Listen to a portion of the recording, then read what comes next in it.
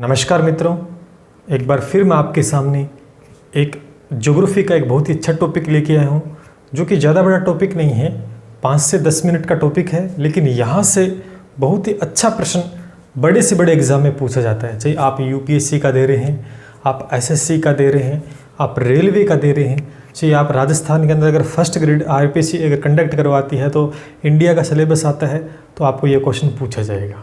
आज मैं बात करूँगा जोन की। उष्ण कटिबंधीय जोन क्या चीज़ होती है, शीतोष्ण कटिबंधीय क्या होती है, पोलर जोन क्या होता है।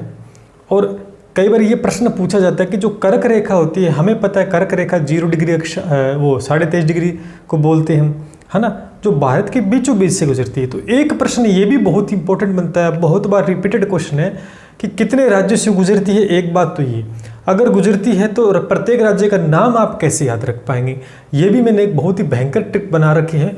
तो आज इसी वीडियो में ये चीज़ें हम डिस्कस करेंगे। आज के बाद में ये टॉपिक आपको पढ़ने की आवश्यकता नहीं है, एक प्रश्न आपका पक्का हो गया है। चाहे आप यूपीएससी का दे रहे हैं, स्टेट पीसीएस का दे रहे हैं, किसी भी डिपार्टमेंट का दे रहे हैं और कोई सी भी स्टेट का दे रहे हैं या सेंट्रल लेवल का दे रहे हैं, तो यहाँ से क्वेश्चन हमेशा बनता है। तो चलिए आज की क्लास शुरू करते हैं। शुरू करने से पहले मैं रिक्वेस्ट करूँगा कि आप वीडियो को लाइक कर दें और मेरे चैनल को सब्सक्राइब कर लें और इस वीडियो को ज़्यादा से ज़्यादा शेयर करना है। तो चलिए दोस्तों शुरू करते हैं।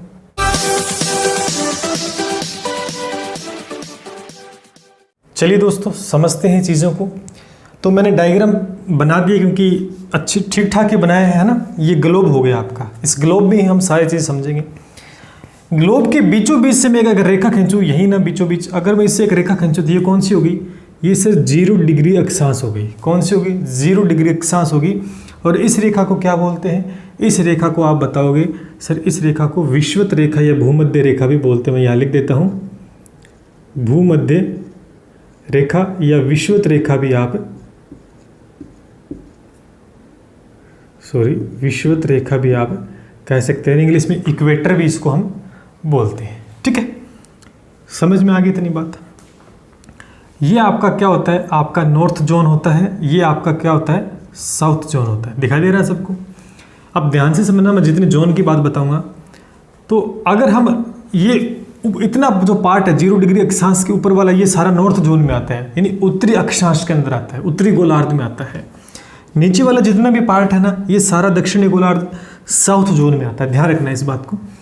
अब अगर मैं एक रेखा और खींचूँ यहाँ पर, और ये जो आपकी है, ये है 23.5 डिग्री नॉर्थ साइड की तरफ, 23.5 डिग्री उत्तरी अक्षांश की तरफ ये रेखा है।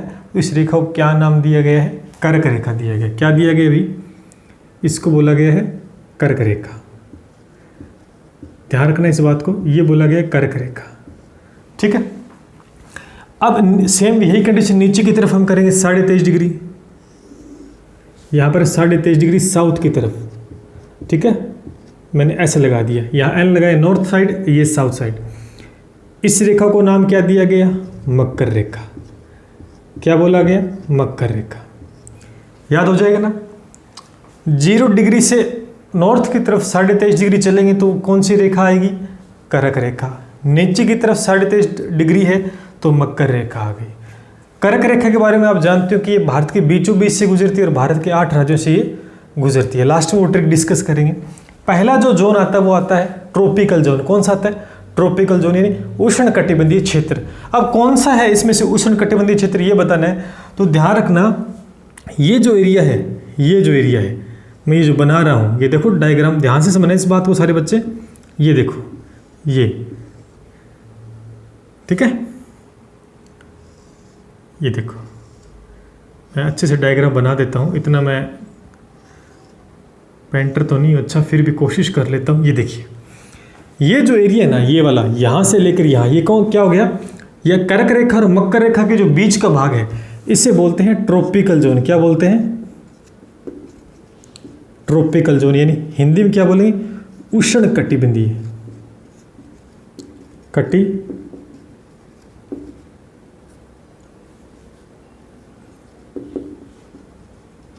बंधीय क्षेत्र बोलते हैं।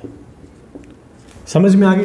तो पहला प्रश्न आपसे ये पूछेगा कि उष्ण कटिबंधीय क्षेत्र कौन सा होता है या ट्रॉपिकल जोन कौन सा होता है, तो आप क्या बताओगे, कर्क रेखा और मकर रेखा के बीच का भाग होता है, या आप ऐसे कह सकते हो कि 23.5 डिग्री नॉर्थ साउथ से लेकर 23.5 डिग्री साउथ साइड के बीच में जो एरिया आता है वो क्या होता है आपका ट्रॉपिकल जोन होता है, यानी उष्णकटिबंधीय क्षेत्र होता है। इसमें क्या होता है, पूरे साल क्या होती है, गर्मी पड़ती है।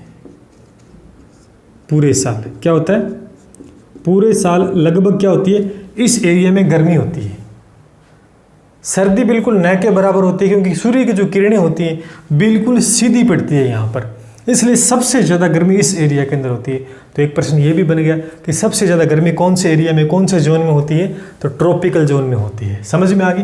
प्रश्न कैसे भी घुमा के पूछा जा सकता है, ऐसे भी पूछा जा सकता है कर्क रेखा और मकर रेखा के जो बीच का भाग है ये किस जोन में आता है, तो ये ट्रॉपिकल जोन में आता है, उष्णकटिबंधीय जोन के अंदर आती है। या आपसे ये भी प्रश्न पूछा जा सकता है कि जो भूमध्य रेखा, जो विषुवत रेखा है, ये कौन से जोन के बीच में आती है, तो ये ट्रॉपिकल जोन के बीच में। यानी एक ही लाइन से बहुत तरह के प्रश्न पूछे जा सकते हैं। तो पहला जोन आपका क्लियर हो चुका है। ठीक, अब हम चलेंगे टेम्परेट जोन की तरफ। इतना कवर हो गया भाग। अब चलेंगे ऊपर, चलते हैं तो ये आता है 66.5 डिग्री नॉर्थ, और सेम कंडीशन नीचे की तरफ चलेंगे 66.5 डिग्री साउथ। अब देखेंगे हम ये जो एरिया है, मैं इसको बनाता हूँ, इसको ऐसे कर देता हूँ मैं, चलिए ये लाइन है, ठीक है, इस तरह से अलग अलग थोड़ा सा ये जो भाग है, समझेंगे सारे बच्चे। ये जो पार्ट है 23.5 डिग्री नॉर्थ और 66.5 डिग्री नॉर्थ के बीच का भाग है, इसे हम टेम्परेट जोन बोलते हैं। और जो साउथ में है ये पार्ट भी क्या होता है, टेम्परेट जोन होता है। तो मैं इसका नाम लिख देता हूं यहां पर,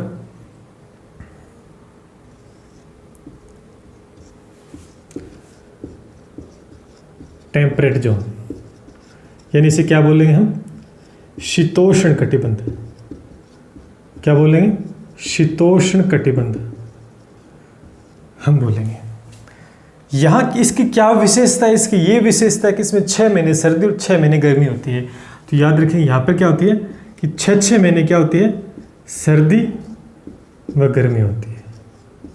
अब आपसे प्रश्न किस तरह से पूछेगा कि कौन सा जोन है जहाँ 6 महीने सर्दी और 6 महीने गर्मी होती है, तो कौन सा बताओगे आप, टेम्परेट जोन बताओगे, शीतोष्ण कटिबंध बताओगे। कहाँ होता है, 23.5 डिग्री नॉर्थ से लेकर 66.5 डिग्री नॉर्थ के जो बीच का भाग है, इसे हम क्या बोलते हैं, टेम्परेट जोन बोलते हैं। सेम कंडीशन साउथ की तरफ आपको देखनी है। हो गया यार दूसरा जोन भी। अब जो नॉर्थ है यहाँ पर ये 90 डिग्री हो गया, ये भी 90 डिग्री हो गया। जो बाकी जो पार्ट बच गया, ये वाला जो बाकी पार्ट बच गया, ये जो ऊपर वाला जो पार्ट है यहाँ तक, ये साउथ में जो पार्ट बच गया, इसे हम पोलर जोन बोलते हैं। क्या बोलते हैं, इसे हम पोलर जोन बोलते हैं। मैं लिख देता हूँ पोलर जोन, यानी इससे पोलर फ्रिज जोन भी इसे हम बोलते हैं, क्योंकि बहुत ही ज़्यादा ठंड होती है यहाँ पर, गर्मी तो नाम मात्र होती है यहाँ पर, इसे पोलर जोन बोलते हैं, यानी पोलर जोन। यानी शीत कटिबंध इसे बोलते हैं, शीत कटिबंध, दोनों तरफ लिख देता हूँ, शीत कटिबंध। पूरे साल भर सर्दी सबसे ज़्यादा यही होती है। तो पूरे साल क्या होता है, दिखाई दे रहा होगा सबको, पूरे साल क्या होती है, सर्दी होती है। ठीक है, अब आपसे प्रश्न कैसे पूछेगा कि पूरे साल सर्दी कौन से जोन में होती है, तो आप बताओगे पोलर जोन में होती है, फ्रिज जोन में होती है, शीत कटिबंध में, शीतोष्ण है, शीत कटिबंध में होती है। तो इस तरह से प्रश्न आपसे पूछा जा सकता है। ये 0 डिग्री साउथ ये नीचे वाला हो गया, और ये पॉइंट ये हो गए। ठीक है, सबसे ज़्यादा यही 0 डिग्री नहीं 90 डिग्री हो गया, सॉरी 90 डिग्री, यहीं पे सबसे ज़्यादा सर्दी होती है। अब देखो किस तरह से, सबसे ज़्यादा गर्मी उष्णकटिबंधीय में, सबसे ज़्यादा सर्दी पोलर जोन में, 6 महीने गर्मी और 6 महीने सर्दी टेम्परेट जोन में। इस तरह से प्रश्न बहुत ही बार रिपीटेड क्वेश्चन ये पूछा जाता है। तो ये जोन के बारे में बड़ा कन्फ्यूजन रहता है बच्चों को। तो अब आई थिंक मेरे हिसाब से आपको पता लग गया होगा कि कौन से जोन किस तरीके के हैं। ठीक है, अब हम देखेंगे जो ये कर्क रेखा है, ये भारत के बीचों बीच से गुजरती है और 8 राज्यों से गुजरती है। बहुत ही रिपीटेड क्वेश्चन पूछते हैं, कई बार तो ये बोले कौन से इनमें से कौन सा राज्य है जिसमें ये गुजरती है, या आपसे ये पूछ लेते हैं कि कर्क रेखा इस इनमें सीक्वेंस में पूछ लेते हैं कि कौन कौन से राज्य से गुजर रही है। इस तरह से प्रश्न कई बार पूछ लिया जाता है। तो घुमा के कैसे भी प्रश्न पूछ सकते हैं, लेकिन अपने को ये पता होना चाहिए कि कर्क रेखा भारत के बीचों बीच से गुजरती है और इतने राज्यों से गुजरती है। कितने राज्यों से, 8 राज्यों से। चलिए इसकी ट्रिक देखते हैं। चलिए दोस्तों, आपके सामने मैंने ट्रिक लिख दी है कि कर्क रेखा भारत के 8 राज्यों से गुजरती है। और कैसे, किस ट्रिक से हम याद करेंगे, तो याद रखना है BMW। कहने की आवश्यकता नहीं है, BMW क्या है, बहुत ही बड़ा ब्रांड है कार का, BMW, ठीक है। BMW आगे आपको GMC याद रखना है। ये GMC है, अगर कोई दिल्ली का बच्चा है तो दिल्ली के अंदर बहुत बड़ा गर्ल कॉलेज है GMC। फिर GTR, ये GTR क्या है, बच्चे गेम खेलते हैं, GTR नाम से एक गेम आता है, तो उस गेम का नाम है GTR। अब इससे याद रखें, देखो ध्यान से देखें सारे बच्चे, कहीं से शुरू हो जो पीछे शुरू कर देते हैं। R से आपका क्या हो गया, राजस्थान, ठीक है। T से क्या हो गया आपका, त्रिपुरा। G से क्या हो गया, गुजरात। C से क्या हो गया, छत्तीसगढ़। M से क्या हो गया, मिजोरम। J से क्या हो गया, झारखंड, ठीक है। और इसमें देखना, इस M से आप लिखोगे MP यानी मध्य प्रदेश, और इन दोनों से आप लिखोगे, इन दोनों को मिलाकर वेस्ट बंगाल यानी पश्चिमी बंगाल। ये लीजिए, हो गई ट्रिक, खेल खत्म हो गया। आज के बाद आपको याद करने की आवश्यकता नहीं है और एक भी क्वेश्चन आपका गलत नहीं होगा। तो आई होप जो मैंने समझाया आपको समझ में आया होगा। ये टॉपिक मैंने इसलिए लिया बीच के अंदर कि बहुत से एग्ज़ाम के अंदर ये रिपीटेड क्वेश्चन होते हैं, बहुत बार पूछे जाते हैं आपसे।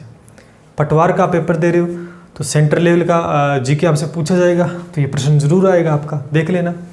तो काफ़ी इंपॉर्टेंट वीडियो था आज का। कैसे लगी आज की वीडियो, कमेंट करके ज़रूर बताना।